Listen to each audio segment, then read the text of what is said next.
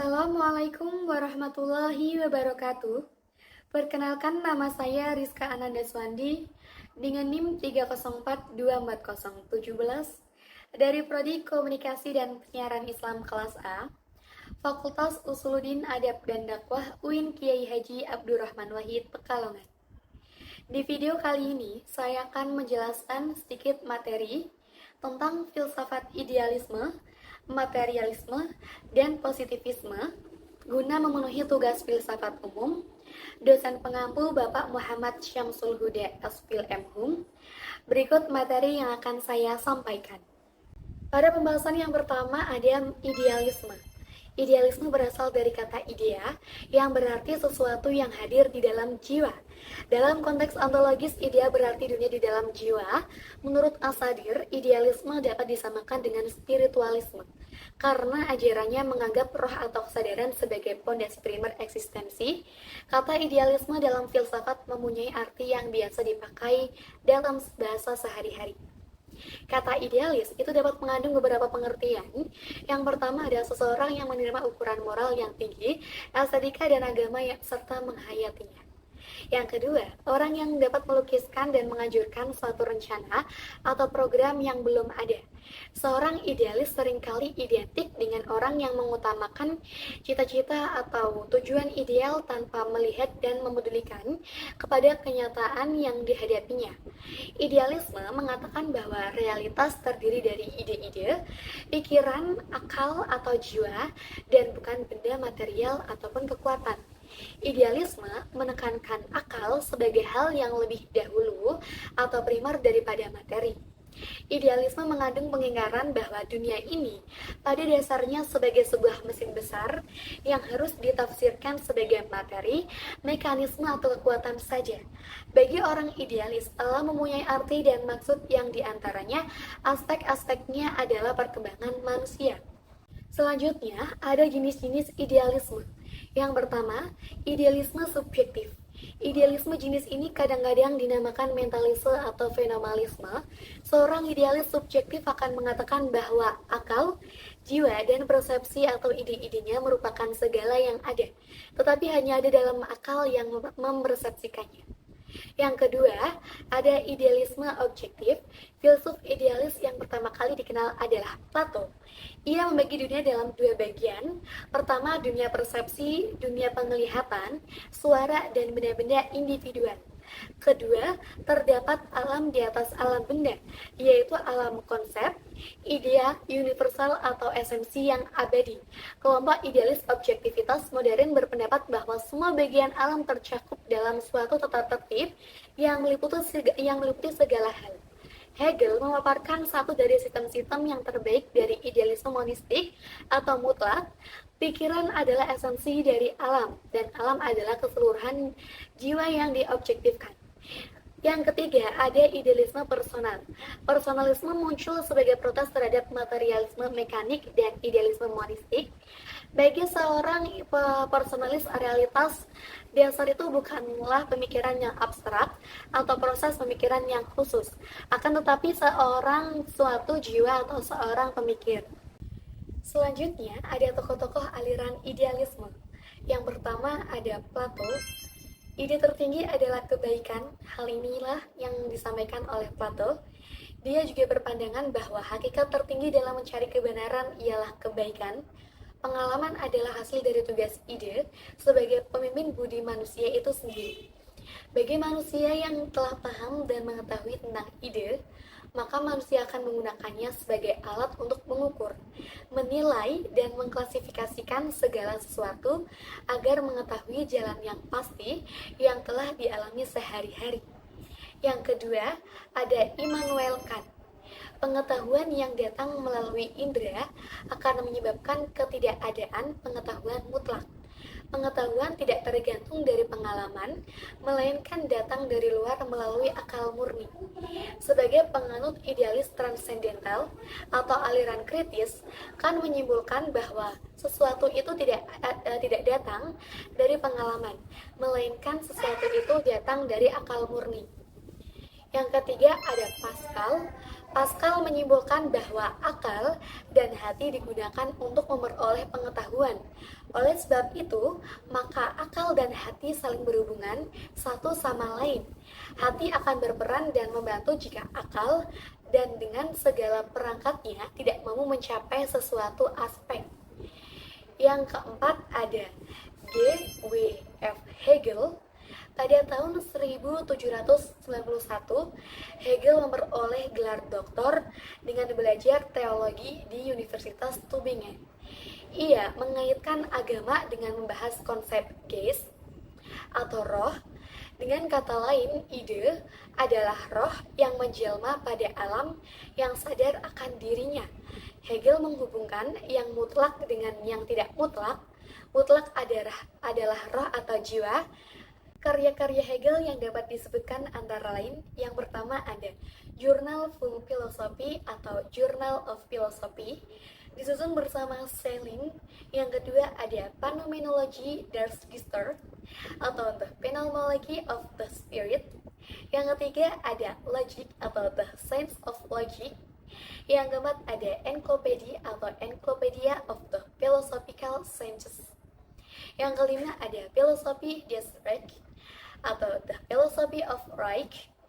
Pokok-pokok pikiran Hegel. Hegel memiliki dua pokok pikiran. Yang pertama ada rasio, ide, dan roh.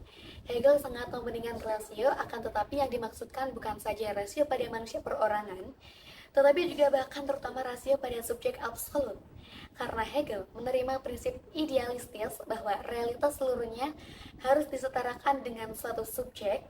Suatu dalil Hegel yang menjadi terkenal berbunyi, semuanya yang real bersifat rasional dan semua yang rasional bersifat real.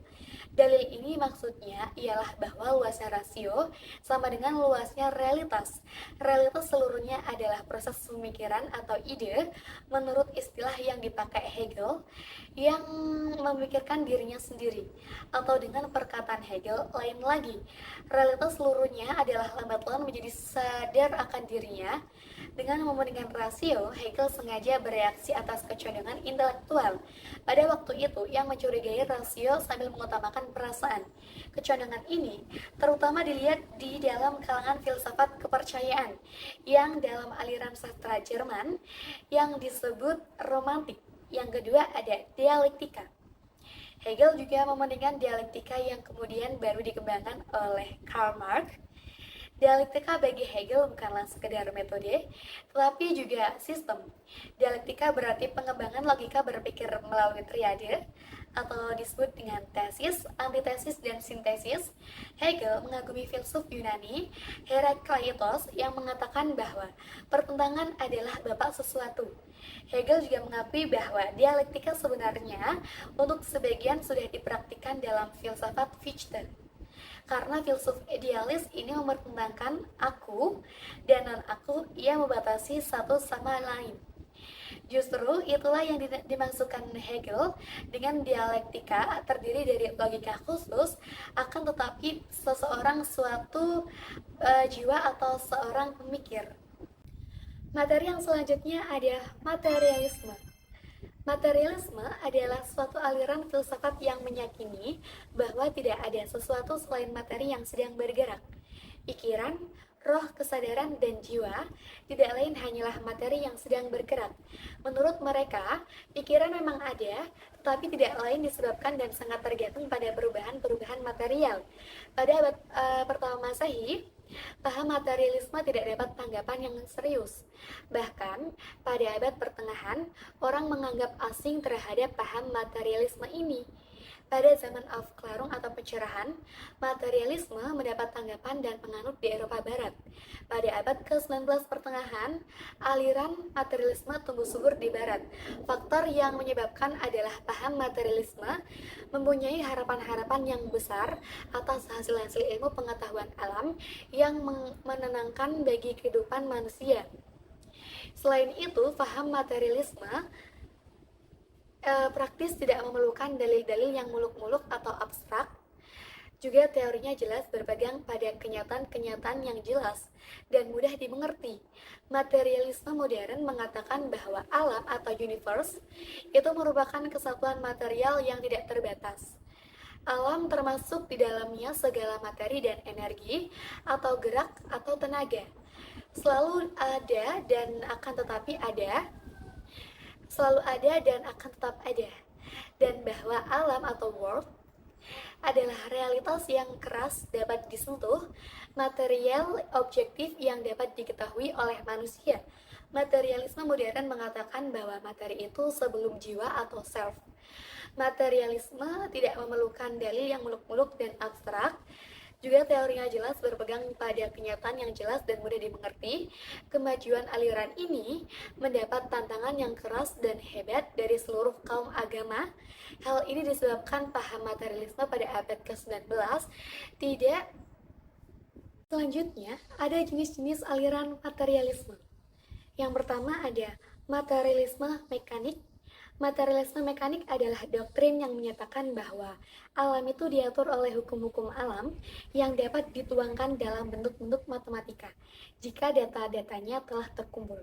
Seorang pengikut aliran materialisme mekanik berpendirian bahwa semua fenomena dapat dijelaskan dengan cara yang dipakai dalam sains fisik.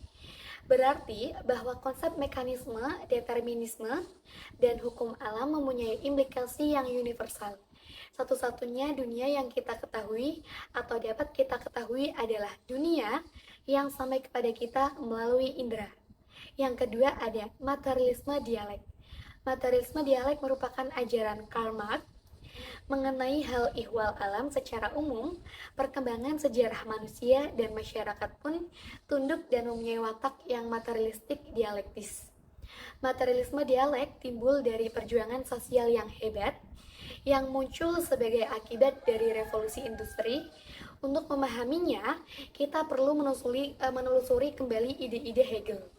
Menurut materialisme, di dunia ini tidak ada sesuatu selain benda dalam gerak atau matter in motion. Benda itu pun tidak akan dapat bergerak kecuali dalam ruang dan waktu. Tidak ada tempat bagi Tuhan di dunia ini. Dialektika yang semula dikembangkan oleh Hegel dan digunakan oleh Marx memandang bahwa alam semesta ini bukan tumpukan yang terdiri dari segala sesuatu yang berdiri sendirian, terpisah-pisah, akan tetapi merupakan satu keseluruhan yang bulat dan saling berhubungan. Asas-asas dialektika menurut Engels. Yang ketiga, materialisme historis. Pengertian materialisme historis dalam filsafat Hegel adalah ruh-ruh yang merupakan tesis terjun dalam materi atau alam, yang merupakan antitesis. Ruh dan alam didamaikan dalam sintesis, seni, agama, dan filsafat. Dalam proses dialektik ini dibicarakan tentang aliensi, yaitu kalau ruh terjun dalam materi yang merupakan negara asing. Di sana, ruh berada di luar dirinya sendiri. Akan tetapi, menurut Marx, tidaklah demikian. Manusia itu bukan ruh yang terjun dalam materi. Manusia tergantung dari alam, tetapi ia mempunyai sifat aktif terhadap alam. Manusia bersama alam menghasilkan pakaian, makanan, tempat tinggal, dan sebagainya. Jadi, alam dihumanisir dan manusia dinaturalisir. Marx menyatakan bahwa dalam kehidupan kemasyarakatan, satu-satunya yang nyata adalah adanya masyarakat atau social being. Kesadaran masyarakat, yaitu ide-idenya, teori-teorinya, pandangan-pandangannya, dan sebagainya, hanyalah perwujudan dari suatu gambar cermin dari apa yang nyata. Dengan demikian, social being merupakan infrastruktur yang dapat dijumpai dalam cara berproduksi barang-barang material atau faktor ekonomi, sedangkan kesadaran masyarakat hanya merupakan superlapisan atas ideologis dari hal yang nyata, yaitu struktur atau social being tadi. Selanjutnya ada tokoh-tokoh aliran materialisme. Yang pertama ada Ludwig Andreas Feuerbach atau humanisme. Ludwig Feuerbach, seorang filsuf dan antropolog asal Jerman pada abad ke-19. Feuerbach pada awalnya adalah pengikut Hegel yang pada akhirnya merubah haluan menjadi Hegelian kiri, yang mengkritik filsafat Hegel yang dinilainya sebagai akar aliensi atau keterasingan manusia dari kodratnya sebagai makhluk yang bebas dan rasional. Feuerbach dikenal dengan kritiknya terhadap teologi dan agamanya melalui karyanya yang terkenal yaitu The Essence of Christianity. Bagi Verbeek, keyakinan manusia terhadap Tuhan berasal dari keinginan batin manusia percaya bahwa karena perasaan ketidakbahagiaan dan berbagai kekurangan di dunia nyata, manusia mulai membayangkan keberadaan Tuhan sebagai representasi dari kesempurnaan di luar dirinya, yaitu Tuhan. Verbeek mengembangkan suatu konsep metafisika yang bersifat materialistik, etika yang humanis, dan sebuah epistemologi yang menghargai pengetahuan melalui pengalaman indrawi.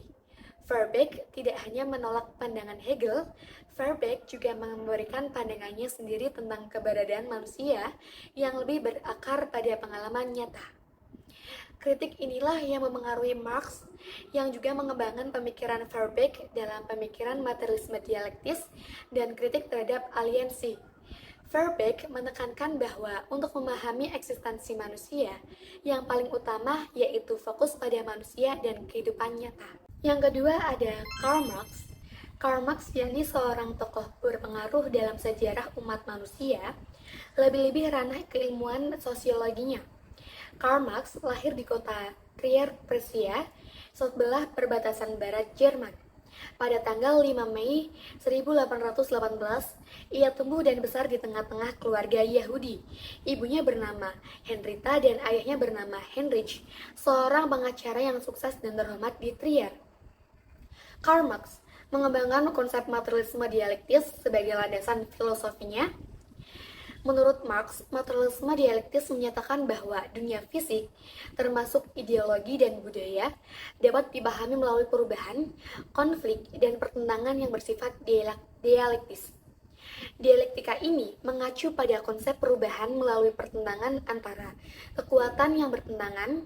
Selain itu, Marx juga mengembangkan konsep materialisme historis yang menekankan peran kekuatan materi atau ekonomi dalam membentuk struktur sosial, politik, dan budaya masyarakat.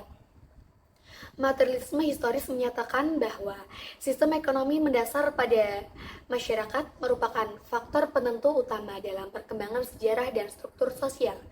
Dengan menggabungkan kedua konsep ini, Marx menekankan bahwa perubahan dalam struktur sosial dan politik merupakan hasil dari konflik antara kelas-kelas sosial yang berada akibat perubahan dalam kekuatan materi dan ekonomi. Materi yang ketiga adalah positivisme. Positivisme berasal dari kata positif. Kata positif di sini artinya sama dengan faktual, yaitu apa yang berdasarkan fakta-fakta. Menurut positivisme, pengetahuan kita tidak pernah boleh melebihi fakta-fakta. Dalam bidang ilmu sosiologi, antropologi, dan sosial lainnya, istilah positivisme sangat berkaitan dengan naturalisme dan dapat dirunut asalnya ke pemikiran Auguste Comte. Pada abad ke-19, Comte berpendapat bahwa positivisme adalah cara pandang dalam memahami dunia dengan berdasarkan sains. Penganut paham positivisme meyakini bahwa hanya ada sedikit perbedaan antara ilmu sosial dan ilmu alam, karena masyarakat dan kehidupan sosial berjalan berdasarkan aturan, demikian juga alam. Pada dasarnya, positivisme bukan suatu aliran yang mandiri, melainkan hanya menyempurnakan empirisme dan rasionalisme yang diformat dalam suatu kerjasama. Selanjutnya ada ciri-ciri positivisme. Hukum 3 tahap yang dipaparkan Auguste Comte membagi tahap perkembangan pemikiran manusia dari masa ke masa menjadi 3 tahap. Yang pertama ada tahap teologis atau fiktif. Tahap ini merupakan awal perkembangan jiwa manusia. Gejala-gejala atau fenomena yang menarik selalu dikaitkan dengan konteksnya. Comte menyatakan bahwa tahapan ini tidak terjadi begitu saja, namun ada sebab musababnya. Berikut tahapan pada fase ini. Yang pertama ada fetisisme, adalah suatu bentuk kehidupan masyarakat yang beranggapan bahwa segala sesuatu yang berada di sekitar manusia memiliki kehidupan sendiri yang berbeda dengan kehidupan manusia. Anggapan ini berkembang, bahkan segala sesuatu yang berada di sekitar manusia berpengaruh terhadap kehidupan manusia, sehingga mau tidak mau manusia harus menyesuaikan diri dengan sesuatu tersebut. Yang kedua ada politisme. Pemahaman ini lebih berkembang daripada fetisme, yaitu bahwa segala sesuatu tidak lagi benda-benda di sekeliling manusia, namun adanya kekuatan yang mengatur itu dan berada di sekeliling manusia. Hal tersebut mewajibkan segala tingkah laku atau perbuatan pikiran manusia harus mengikuti aturan dari kekuatan tersebut. Yang ketiga ada monotisme, merupakan pemahaman masyarakat segala sesuatu tidak lagi diatur oleh dewa yang menguasai benda-benda atau gejala-gejala alam. Mereka percaya akan adanya yang mengatur segala benda dan fenomena yang terjadi. Kekuatan itu berasal dari suatu kekuatan yang mutlak, yaitu Tuhan yang Maha Esa. 2. Ada tahap metafisis. Berakhirnya masa monoteis merupakan awal dari tahap metafisis. Manusia mulai merubah pola pikir guna menemukan jawaban atas pertanyaan yang berkaitan dengan gejala alam yang terjadi. Manusia mulai meninggalkan dogma agama dan beralih dari agama adikodrati atau kuasa tunggal. Dalam hal ini adalah Tuhan menjadi adanya kemampuan yang abstrak. Dan yang terakhir, yang ketiga, ada tahap positif.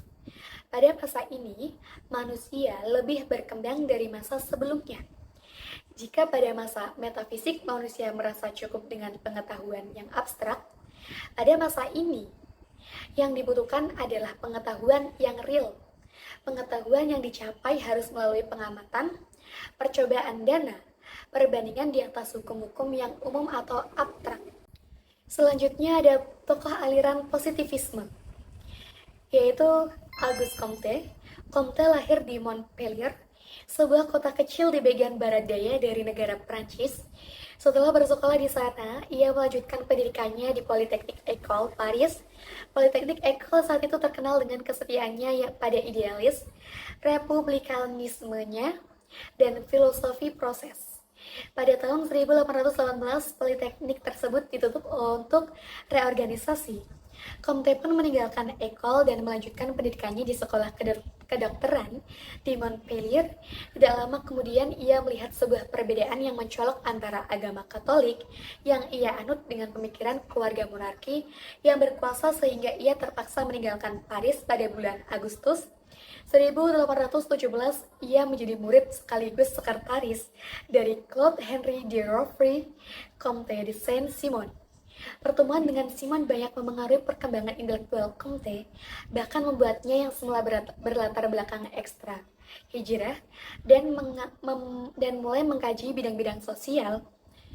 Perpindahannya ke dalam kajian bidang sosial pada dasarnya bukan semena-mena terjadi karena bertemu Simon, namun sudah menjadi bagian dari kegundahannya sejak di bangku perkuliahan dan semakin berkembang saat bertemu dengan Simon. Dalam kajian ilmu sosial, Comte sependapat dengan pendapat Simon bahwa perkembangan manusia bisa dilakukan dengan perkembangan ilmu pengetahuan baru tentang perilaku manusia dan masyarakatnya.